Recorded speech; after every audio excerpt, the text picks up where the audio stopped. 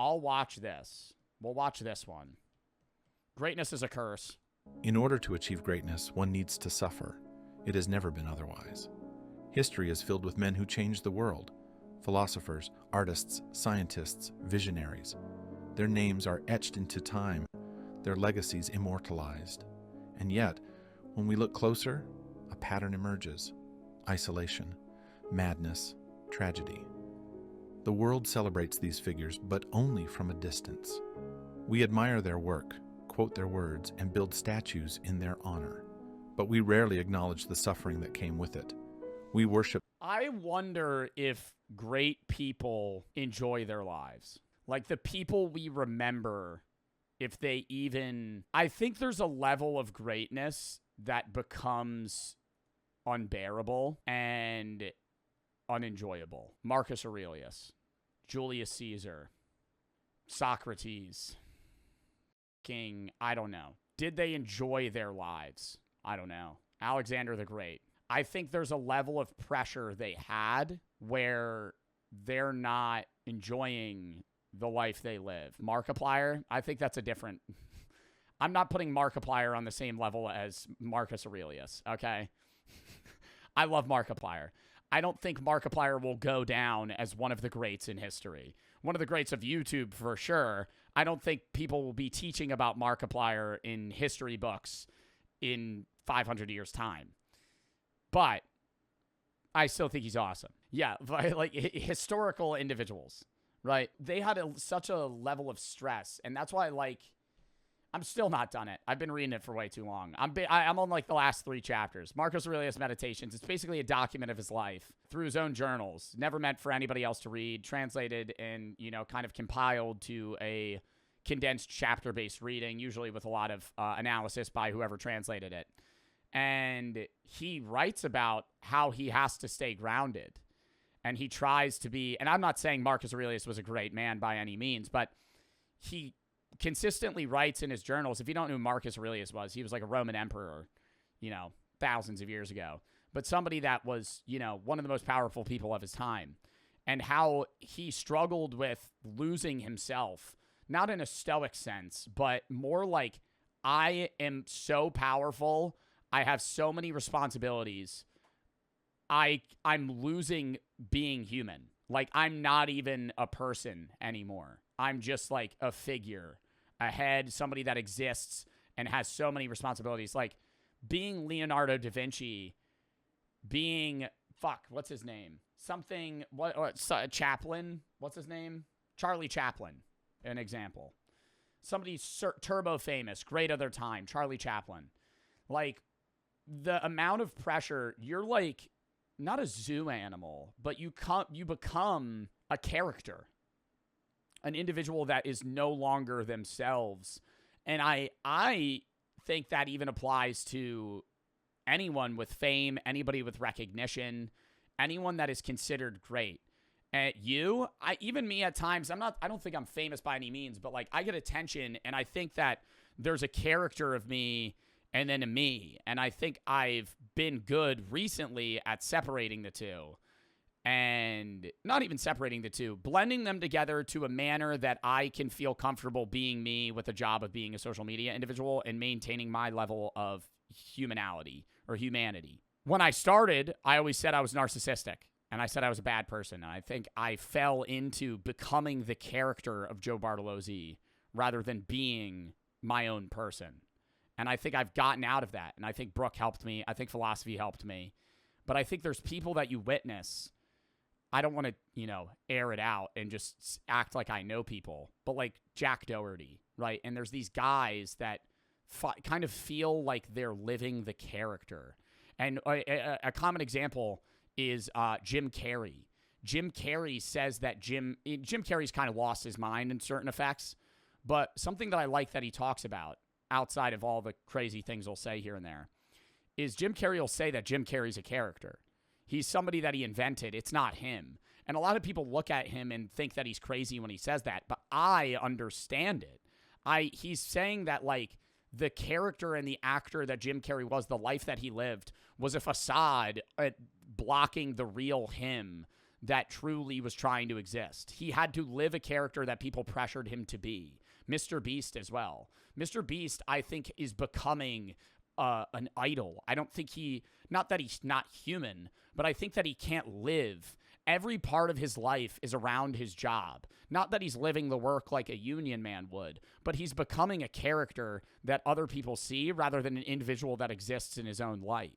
He is a figure, not a man, right? And I'm not disregarding him or dissing him by any means, but it's like all of his life is monetized. All of his life is broadcasting. All of his life is so around social media success, how he's perceived, how people care, what they see, how many views this gets. It's like, in the same way, people like Leonardo da Vinci or rulers of those times, Marcus Aurelius, fucking Julius Caesar, all those guys became... Julius Caesar was never a conscious man. Julius Caesar had to become Julius Caesar. He was never actually a person, if that makes sense. He existed, but he never got to be him. He became a character in a story of life, right? He's a real human that existed that lived a fictional life. Like, he had to live the fantasy. He didn't get to actually be real. Greatness is not a blessing. It is a burden. Those who achieve it often do so at the expense of everything else, their relationships, their peace, sometimes even their sanity. Nietzsche understood this better than most. Whoever fights monsters... This YouTuber Dick rides Nietzsche. I'm a fan. I'm a fan of it, though. ...should see to it that he does not become a monster himself.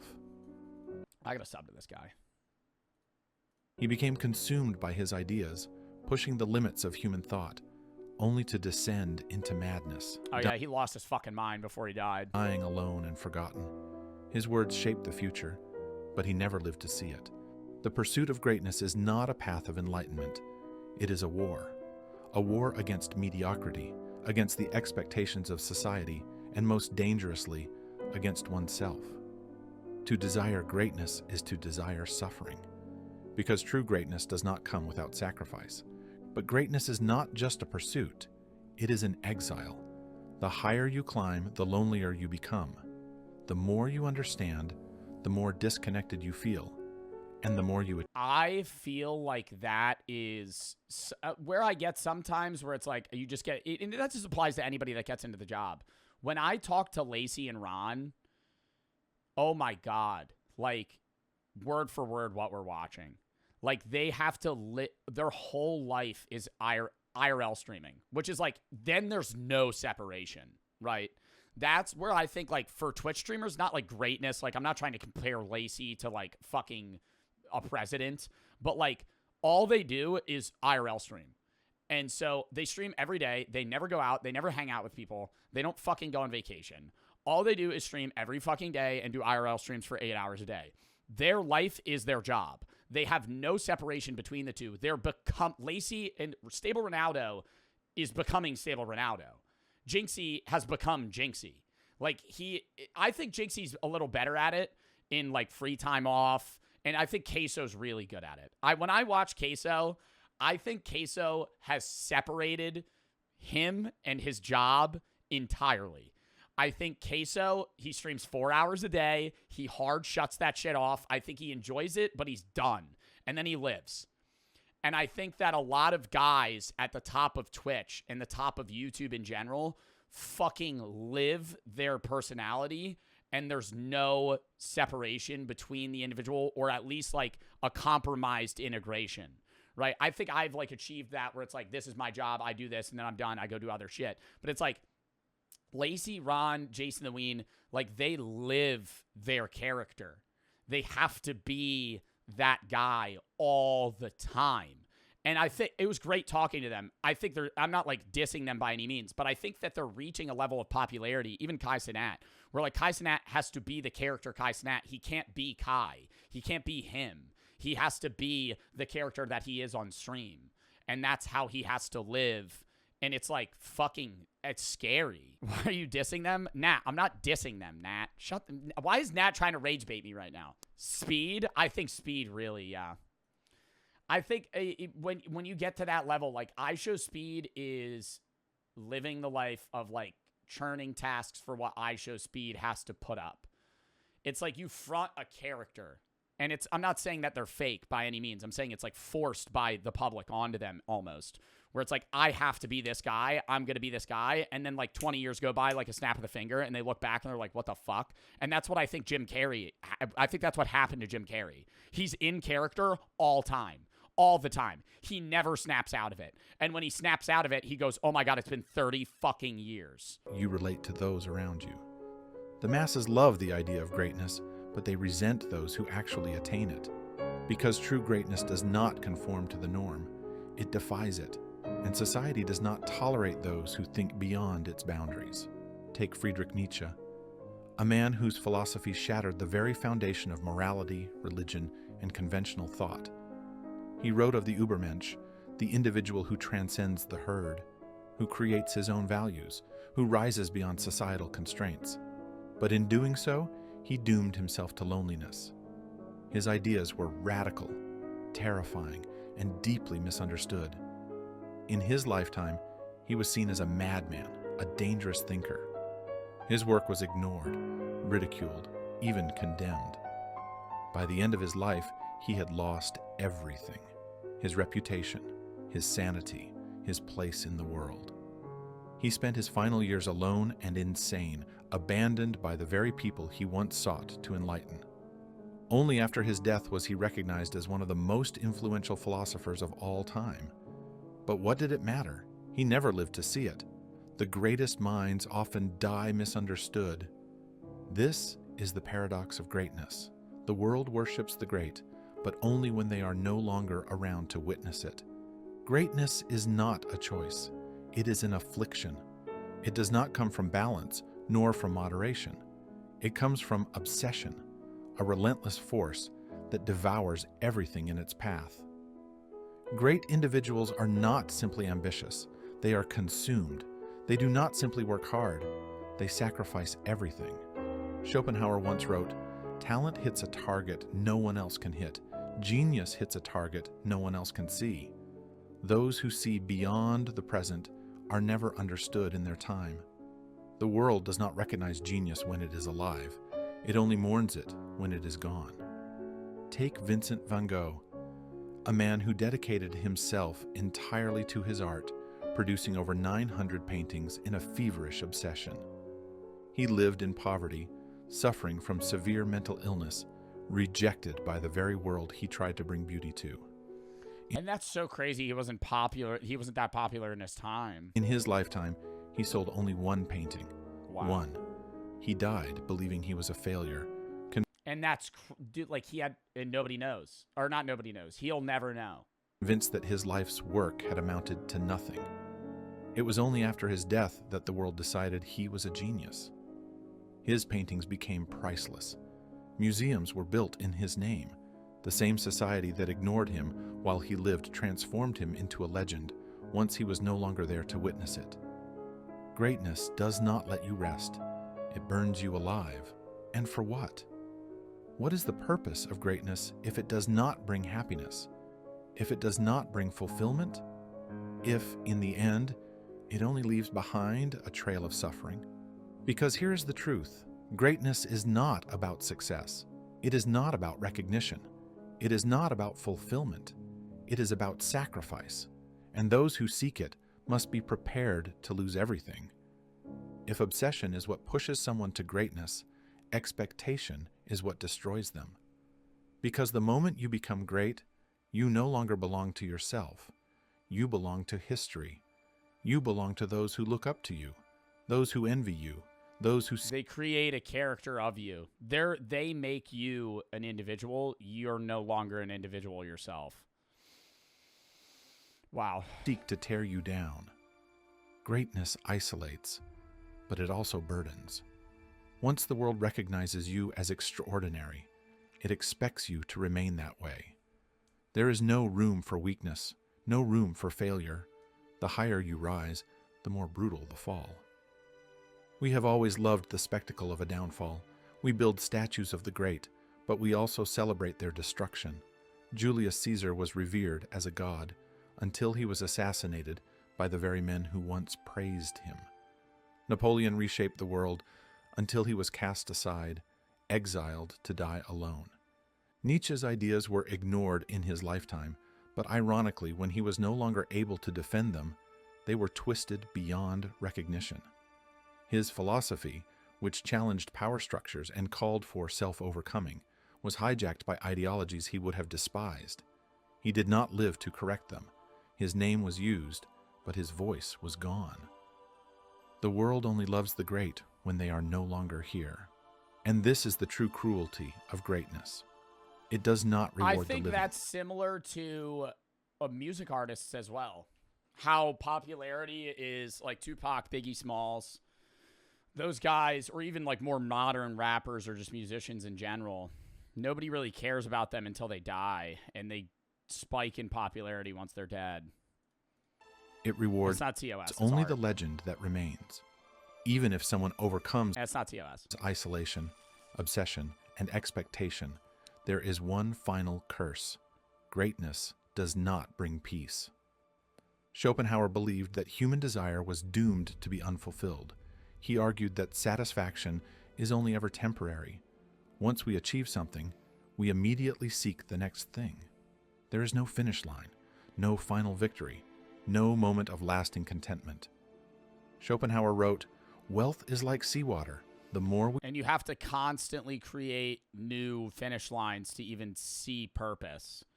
A lot of people lose hope when they're older because there's nothing else they need to strive towards. And if there's nothing to strive towards, there's no purpose, and then you usually die. We drink, the thirstier we become. This is why so many great individuals self-destruct, because there is no end to the pursuit, no success, no achievement, no amount of recognition will ever feel like enough.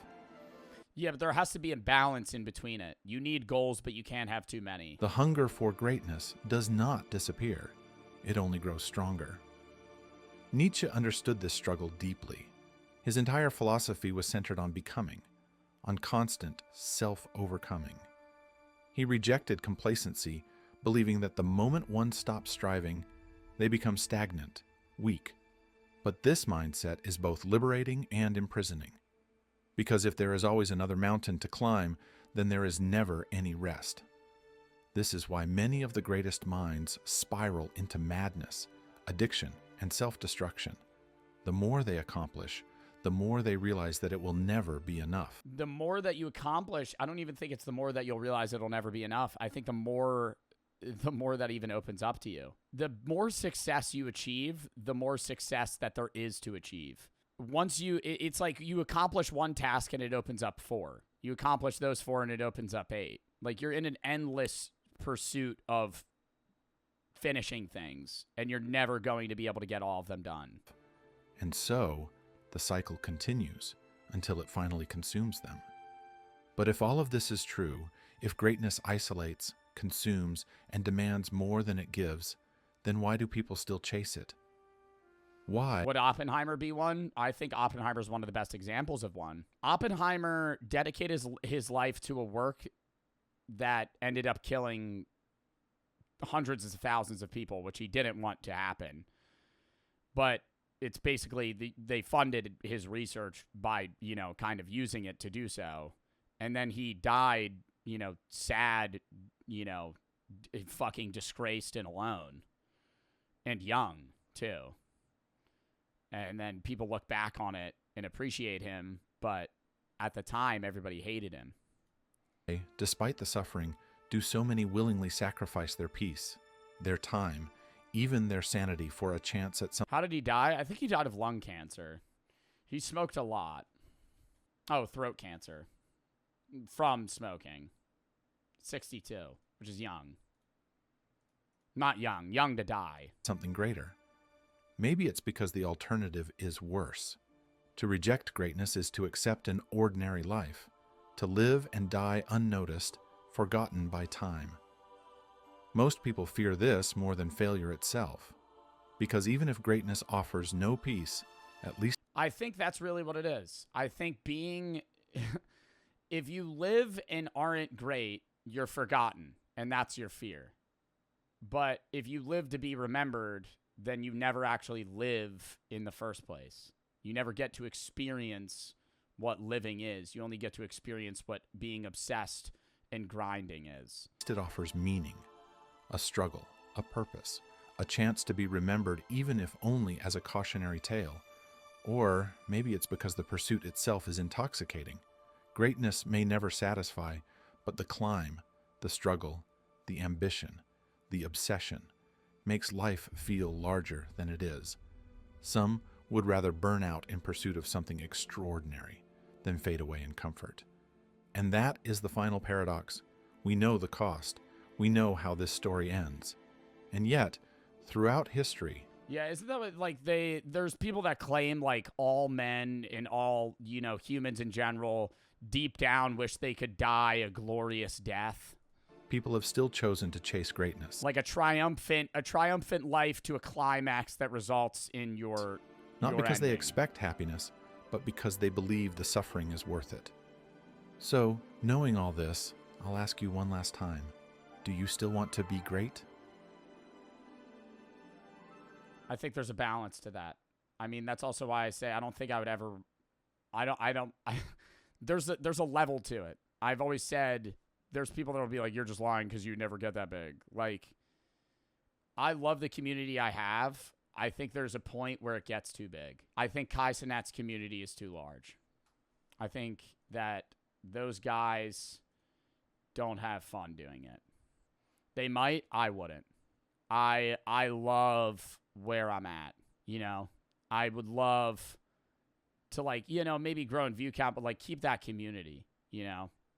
I think this is a vibe. I think there's a point that becomes a little unreasonable. But yeah.